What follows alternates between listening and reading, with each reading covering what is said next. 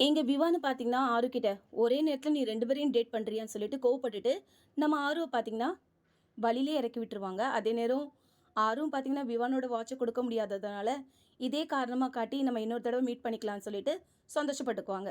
அதே நேரம் இங்க நம்ம சுதாவும் பார்த்தீங்கன்னா, நம்ம ரக்ஷித்தோட விஷயத்துல சோகமா இருக்க, நம்ம ரக்ஷித்தோட அப்பாவும் பார்த்தீங்கன்னா, அவங்கள கீழ கூட்டிட்டு போவாங்க. அவங்கள சந்தோஷமா வச்சுக்கிறதுக்காக. அங்க பார்த்தா, இங்க ரக்ஷித்தும் பார்த்தீங்கன்னா, மாறு வேஷம் போட்டு பானிபூரிக்காரன் மாதிரி பார்த்தீங்கன்னா, எல்லாருக்கும் பானிபூரி சேல் பண்ணிக்கிட்டு இருப்பாங்க. ஆனா தாய்க்கு தான் புள்ள கரெக்ட்டா தெரிஞ்சிருமே! அவங்களும் பார்த்தீங்கன்னா கண்டுபிடிச்சுட்டு, "என்ன என்கிட்டயே விளையாடுறியா?" ரக்ஷித்தும் பார்த்தீங்கன்னா, "அம்மா கொஞ்சமாவது சிரிங்க. நான் உங்கள சிரிக்க வைக்க என்ன பண்றேன் பாருன்னு" சொல்லி நம்ம விவான் கிட்ட விவான் டைம் என்னன்னு கேட்க, விவான் பார்த்தீங்கன்னா கையில வாட்ச் இல்லாதது தெரிஞ்சதும், மோகித்தும் பார்த்தீங்கன்னா டைம் 5:25ன்னு சொல்லுவாங்க.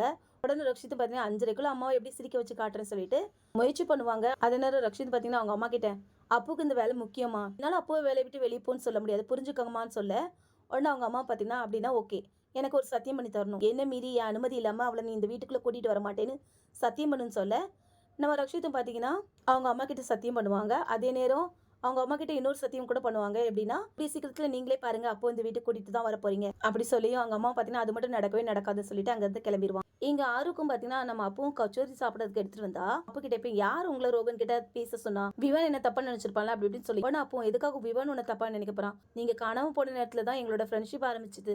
எனக்கு ரொம்ப ஹெல்ப்ஃபுல்லா இருந்தான். ஃப்ரெண்ட்ஷிப் ஒண்ணும் உங்க ஃப்ரெண்ட்ஷிப் மாதிரி கிடையாது. இது வரைக்கும் தெரிய வர்ற மாதிரி அப்படின்ட்டு நம்ம அப்போ மனசு கஷ்டப்படுற மாதிரி பேசிருவாங்க. ஆனா இதெல்லாம் பெருசா எடுத்துக்காம நம்ம அப்பவும் பார்த்தீங்கன்னா, தனியா போய் உட்கார்ந்திருக்க நேரத்துல அவங்க அம்மா வந்துட்டு, "ஏன் ரக்ஷித் சார்ட்ட ஏதாவது சண்டை போட்டியான்னு?" கேட்க, "நான் எதுக்காக சண்டை போட போறேன்?" அப்படின்னு சொல்லிட்டு கோவப்பட்டதுமே, பொண்ணு மனசுல ரக்ஷித் இருக்காங்கிறத புரிஞ்சுக்கிட்டு, "இதத்தானே எதிர்பார்த்தேன்" அப்படின்னு ரொம்பவே சந்தோஷப்படுவாங்க.